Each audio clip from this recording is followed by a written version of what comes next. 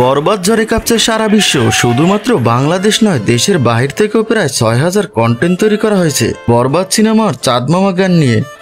এবার আপনাদের জন্য নিয়ে এসেছি বরবাদ সিনেমার চাঁদ মামা গানের সম্পূর্ণ বিহাইন্ড দ্য সিন। এই ভিডিওর মাধ্যমে আপনারা গান তৈরির পিছনে কি হয় তা দেখতে পাবেন। একটা গান তৈরির পিছনে শিল্পীদের যে কি পরিমাণ কষ্ট করতে হয়, সম্পূর্ণ ভিডিও না দেখলে তা ধারণা করতে পারবেন না।